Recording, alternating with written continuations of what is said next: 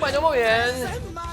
Estamos en vivo y en directo haciendo País en Vivo. Teníamos una cámara en vivo, me acuerdo, me cansé de escribirle al vocero de la intendenta Rosana Chala para que me devuelvan las cámaras de en vivo que teníamos, entre ellas que nos mostraba la fachada de la casa de Tucumán, en Tucumán, pero me dice, ya te la voy a dar, ya te la voy a dar. Hace un año que me tiene de acá para allá. El señor vocero de la intendenta Rosana Chala. A ver si activamos la camarita en vivo. Bueno, lo que estás viendo, imágenes de la casa de Tucumán. ¿Por qué? Mañana se conmemoran los 210 años de la declaración de la independencia de la República Argentina. Se celebra, por supuesto, la jornada histórica en la que los representantes de las provincias unidas del Río de la Plata, reunidos en el Congreso de Tucumán, firmaron el acta para romper definitivamente los vínculos de dependencia política con la corona española. Es una de las fechas patrias quizás más importantes del país. Para mí la primera, sin ninguna duda. Bueno, además les cuento, como dato de color, antes de entrar en el tema, es feriado nacional inamovible. O sea, acá hay miércoles, jueves, sábado, domingo, no se mueve. Por ahí hay que decirlo de esta manera, la suerte es que cae jueves, el viernes se hace puente y da la posibilidad de que se mueva el turismo. Que va a haber mucho turismo en Tucumán porque la Casa de Tucumán es muy visitada, la provincia en la vigilia es muy visitada. La vigilia es hoy viaja el presidente Milei, ¿no? Con gobernadores. 14 gobernadores de los 24 que tiene la República Argentina. Hay gobernadores que no fueron invitados por presidencia, pero van a estar. Tal es el caso de Elías Suárez de Santiago del Estero, que lo invita Jaldo, el anfitrión, Osvaldo Jaldo. Bueno, la política se mezcla ahí. ¿A que no saben quién va a estar también? Exacto, la vicepresidente Victoria Villarruel, que va a acercarse allí para molestar nada más, para hacerles cosquillas en la espalda a los Milei que no la pueden ni ver. Por supuesto que yo te puedo contar muy por encima lo que significa esta fecha patria para nosotros, para Helio, para profundizar el tema, para que nos cuente, no sé si son pastillitas o quizás algunas cositas insólitas que no nos hemos enterado. Lo tengo a mi amigo, el profesor historiador Ezequiel Pavese, que sabe y bocha, sabe un montón de historia y lo tengo del otro lado. ¿Cómo anda, amigo Ezequiel? Te voy a tuitear porque al final después te presento de usted y después andamos a los besos y a los abrazos. ¿Cómo andas, ese? ¿Bien? ¿Qué tal? ¿Cómo estás? Bien, ¿Cómo muy va? bien, bien, muy bien. Muchas gracias nuevamente. Con muchas ganas de... Le mandamos un beso a Noemí Zamora, un beso enorme porque ya le avisé y me dijo, están en publicidad, ¿para qué me avisa? Bueno, tenemos que comer, Noemí Zamora, tanto apuro tenés. Y al Alfred también un beso enorme. Nos vamos a ver pronto, 19 creo. Digo, para que lo agendes. Sí. Bueno, oficialmente es el 12. Sí, bueno, pero tuvo que modificar la fecha. Sí. No importa. Después lo conversamos. Contame, ¿la historia de nuestro país arrancó el 9 de julio de 1816? A ver, yo voy a diferir con lo que recién comentabas vos, que para vos era la principal fecha. Ajá. Yo creo que por una cuestión estrictamente histórica y tal vez, por supuesto, con el diario del día después, ¿no? Lo voy a tratar de resumir de esta forma a ver si se entiende.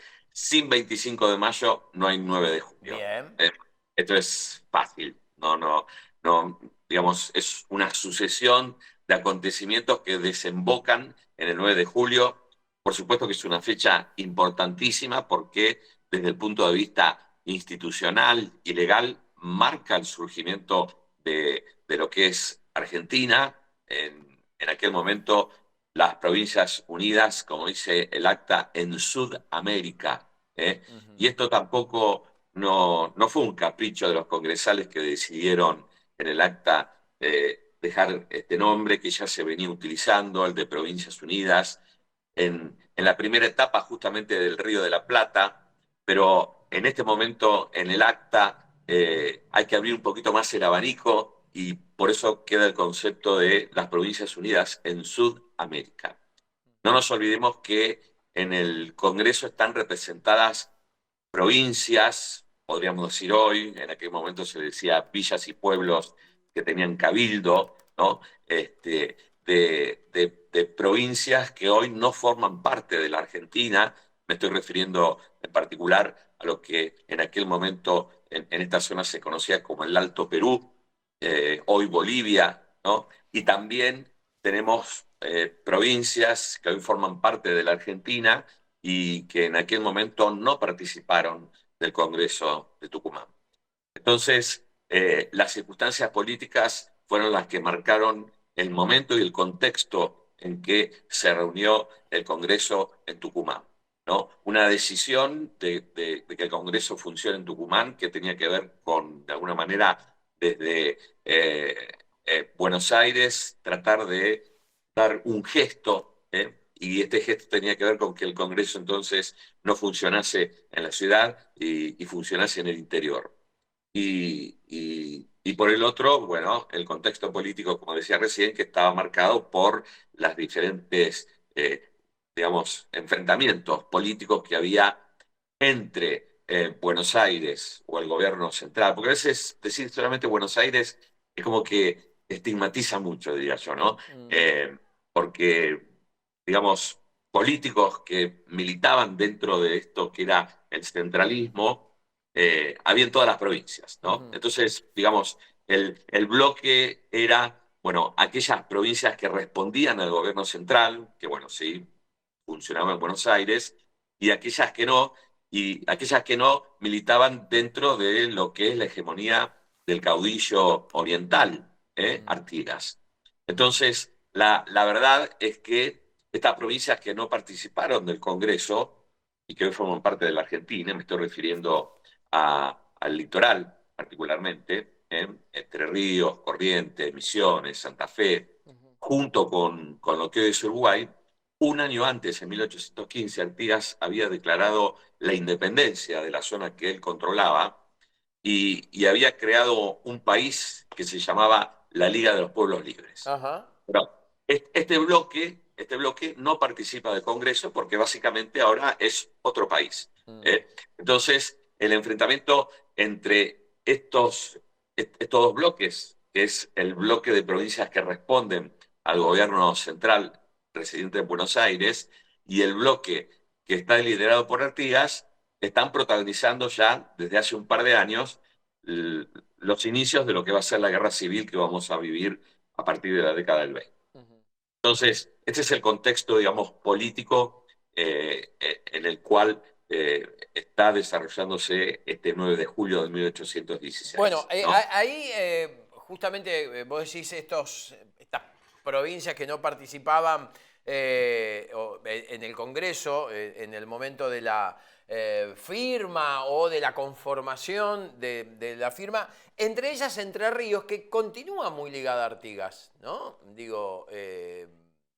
De hecho, para dar un ejemplo, la bandera provincial de de Entre Ríos, Entre Ríos es la bandera que enarbola Artigas en claro. sus inicios, que es la bandera argentina, la actual bandera argentina, con la franja roja en Roja. diagonal. Bueno, de hecho ¿No? la autopista en Ruta 14 se llama Artigas, tiene el nombre de Artigas. Digo, un Así detalle es. como para sumar, ¿no? Y le rinden bastante tributo al líder Sí, oriental. bueno, es quien lideró, digamos, la autonomía provincial Claro. también, ¿no? Mm, Recordemos que tanto Santa Fe como Entre Ríos y parte de Corrientes eh, integraban lo que era la Intendencia de mm, Buenos Aires, ¿no? Me estoy mm, refiriendo a los límites que regían en la época virreinal todavía, donde el Virreinato del Río de la Plata, con capital en Buenos Aires, estaba dividido en 8 gobernaciones intendencias y 4 gobernaciones militares.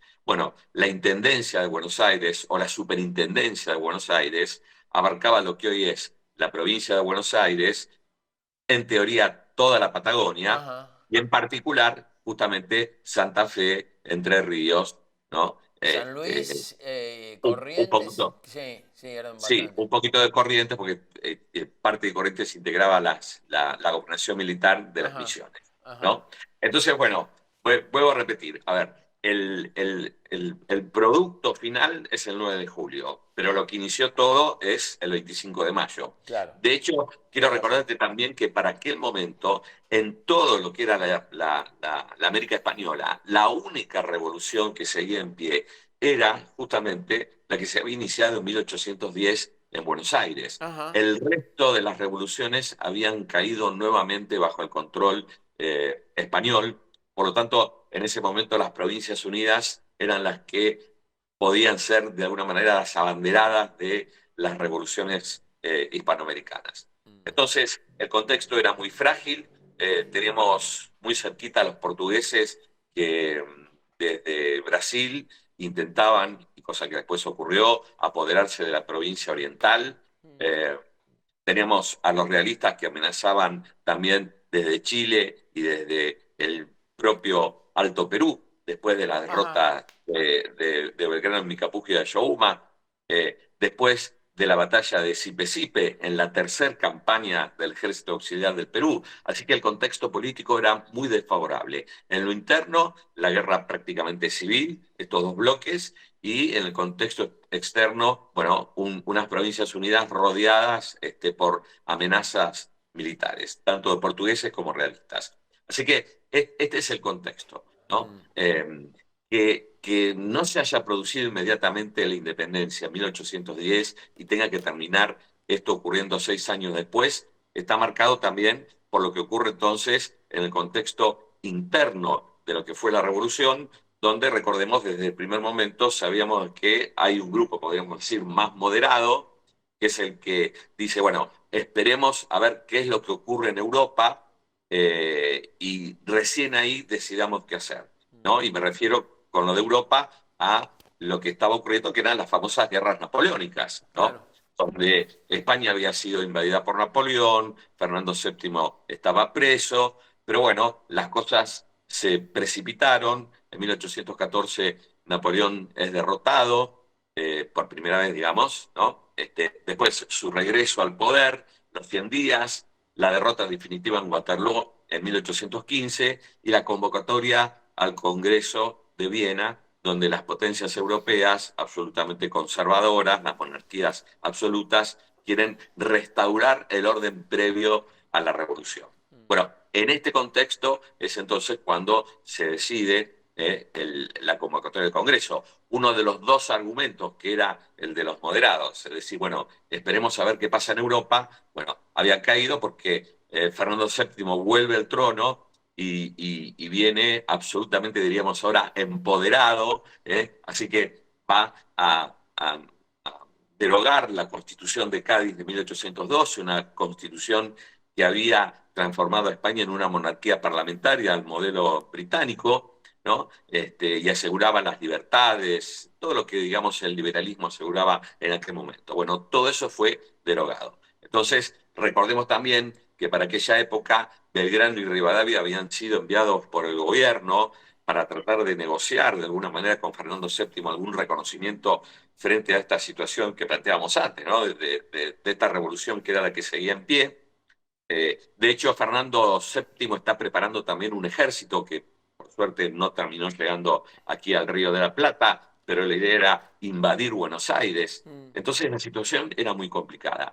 Y a tono de lo que vos siempre estás interesado con estas perlitas, como digamos, tenemos que recordar, ¿no? Que justamente Belgrano, Ajá. vuelto de su gira por Europa, digamos, ¿no? En varias cortes, es convocado inmediatamente al Congreso y el Congreso lo recibe en sesión secreta el día 6 de julio. El Congreso se reunía con básicamente público y sin público, ¿no? Y esas reuniones sin público eran las sesiones secretas, que fueron muchas de Sí. estas que se produjeron durante el Congreso. Recordemos que el Congreso en el 17 se trasladó después a Buenos Aires, Ajá. ¿no? Y que finalmente en 1819 sancionó la primera constitución de nuestra historia. Pero vuelvo a Belgrano. Belgrano es convocado al Congreso el día 6 de julio, se presenta en sesión secreta y ahí entonces el Congreso le pide que exponga las novedades que trae de Europa. Ajá. Y ahí Belgrano es claro, incluso lo deja en su autobiografía, dice, me angustié, lloré, hice llorar a todos, porque básicamente describe la situación peligrosísima en la cual las Provincias Unidas se encuentran, ¿no? Belgrano lo dice, si hasta antes de esto todo era republicanizarlo, todo era libertades y liberalismo, ahora todo es monarquizarlo de nuevo, ¿no? Y entonces dice, no hay muchas salidas. Declaremos la independencia, coronemos a un príncipe inca para constituir un país que él había propuesto ya en Europa, que se llamaba el Reino Unido del Río de la Plata, Chile y Perú, y coronemos a un inca. Bueno, eh, después de discutir esto, fíjense que 3 días después el Congreso entonces sanciona la independencia. Así que Belgrano en este momento es fundamental también Sí, en este ahí estaba proceso. leyendo también, que seguramente vos me lo vas a decir, o sea, no fue automática el reconocimiento de Argentina como Estado independiente. Un año o 2 años después, el primer país, es verdad, que reconoce la independencia es Hawái, Así es. porque el presidente o el rey de Hawái había firmado unos convenios con el representante argentino. Digo, Así es. Hawái fue el primer país del mundo en reconocer nuestra independencia. Qué locura, ¿no? Y, y es fundamental esto, porque si bien ahora Hawái es el estado número 50 de los Estados Unidos, en aquel momento todavía era un país independiente, Ujú. ¿no? Que tenía su monarquía, y esto se debe a la actividad de aquellos corsarios argentinos, que siempre digo, ahí hay una mina de oro para hacer unas películas o una de estas miniseries de varias temporadas, porque es maravilloso todo el periplo de lo que ha hecho Azopardo, Bullard, ¿no? Por los mares del mundo, llevando la bandera argentina y la bandera de la libertad, finalmente, a todo el mundo. Y fruto de esto, entonces, es que, bueno, desembarca en Hawái Ajá. persiguiendo a barcos españoles, y ahí entonces Bullard, en representación del gobierno argentino, firma una especie de tratado de comercio bilateral Ajá. entre el Reino de Hawái y las Provincias Unidas en Sudamérica, y de esto entonces el reconocimiento legal de la Argentina como un país independiente. Mm. Entonces, sí es cierto, esta es el primer país que legitima, en el contexto de lo que es el derecho internacional, legitima la existencia de las Provincias Unidas. Qué bárbaro. España lo va a hacer mucho después, en la Mm. década del 40 prácticamente, Ahora, hace poco, digamos. resistida, sí, resistida a reconocer Ya esto. con Mirta, habiendo vivido varios mundiales, digamos, ahí lo Tal reconoce. cual, exactamente. Le En ese mandamos un momento beso a estaba, Chiquita con todo el amor y el cariño. Ayer me dijo, bueno, intentá llamarme porque queríamos hablar con él. No tengo captura porque tiene la aplicada esa cosa de que borra los mensajes enseguida, ¿viste? Que sí, tenés cada tiempo, bueno, cada 10 horas y yo no hice captura en ese momento y perdí la posibilidad de mostrar por lo menos que sí. Pero bueno, Mirta ya en el 40, cuando España reconoce nuestra independencia, ya había visto por lo menos en el 30, 34, como 2 o 3 mundiales, ojo, ¿eh? a tener en consideración. Y Exacto. quiero comentarte dos cositas más, ¿no? Recién lo hablábamos en off. Ajá. Hubo una costumbre, ¿no? Que era la de referirse a la casita de Tucumán, Sí, ¿no? sí, que me Y esto, retaste y con razón el señor. Sí, exactamente. muy Si bien. hay algo que en Tucumán no se puede decir, justamente es la casita de Tucumán. Bien, Hay muy que bien. referirse a la casa histórica, o a la casa histórica de la Independencia. Y esto tiene que ver porque el salón donde fue declarado de independencia Ujú.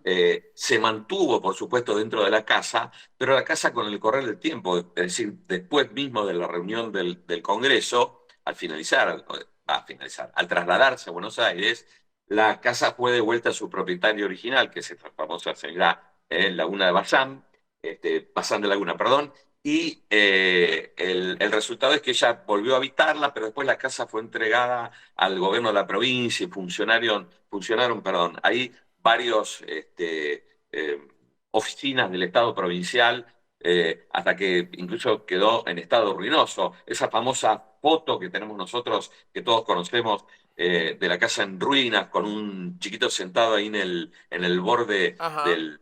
de la vereda, bueno, data de esa época, y entonces finalmente se decidió tirarla abajo. Bien. Pero lo único que se conservó entonces Sí. fue el Salón de la Independencia, el cual fue encerrado dentro de un templete de vidrio, Ajá. ¿no? Y por eso entonces y esto es para ubicarnos más o menos en la época del gobierno de Roca, a partir de 1880, y por eso entonces quedó reducida la casa a ese saloncito nada más. Entonces uno entraba a un templete vidriado muy grande, lleno por supuesto, de placas y que homenajeaban a la independencia. De ahí los dos relieves en bronce de la Mora, que son los que se conservan aún todavía, pero después ya en el patio posterior de la casa. Ajá. Y por eso entonces la gente entraba a este templete y lo que veía era como una casita pequeña, chiquitita, que era lo único que quedaba, que era el salón.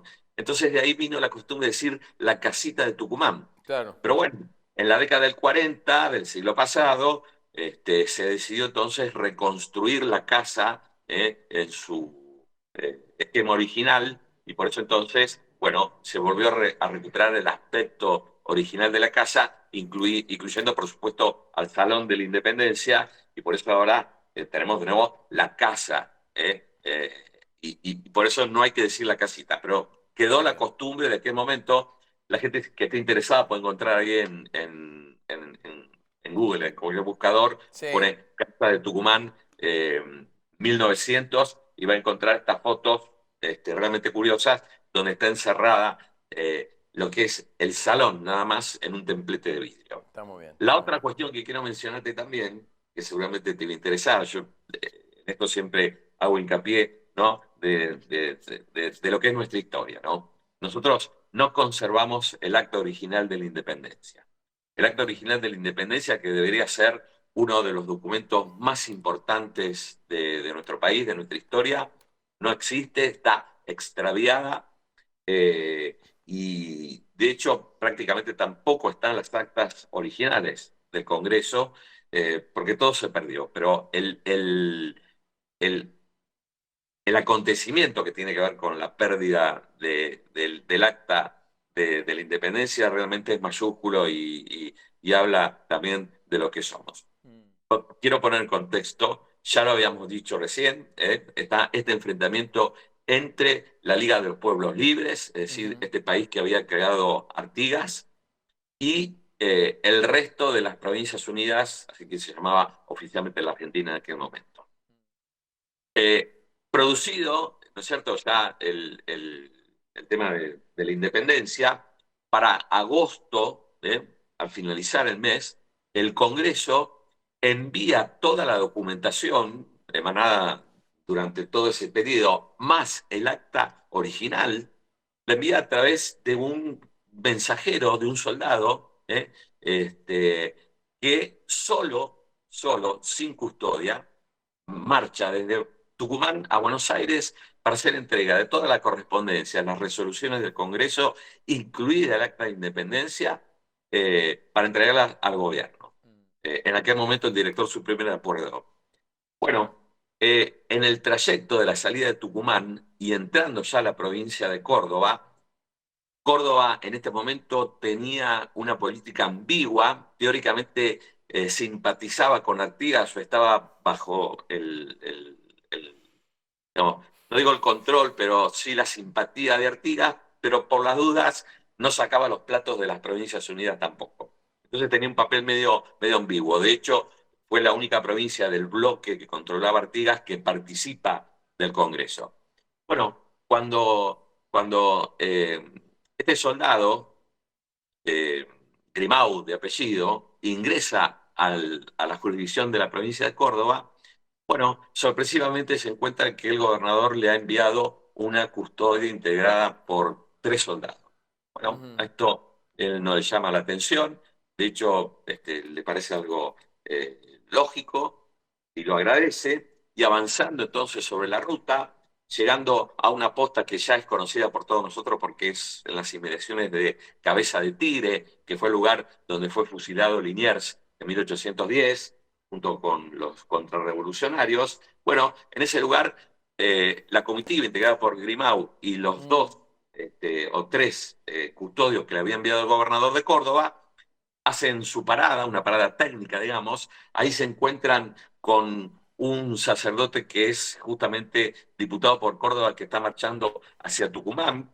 Se unen las dos comitivas, digamos, y este señor Grimau, este soldado comisionado por el Congreso para traer en su alforja los documentos y nada más y nada menos que el acta de la independencia, se interna en el monte para hacer sus necesidades fisiológicas, Ajá. y cuando retorna, ya no están ni el diputado ni sus supuestos cuidadores, custodios, que se han ido y se han llevado el acta de la independencia, la foja Qué completa. bárbaro. Desde ese día, que para ser exacto fue el 2 de agosto de 1816, el acta de la independencia argentina desapareció. Qué No bárbaro. sabemos cuál es el rastro. Algunos interpretan de que esto fue hecho a propósito por Artigas, para de alguna manera dañar a las Provincias Unidas, al bloque que lidera Buenos Aires. Qué bárbaro.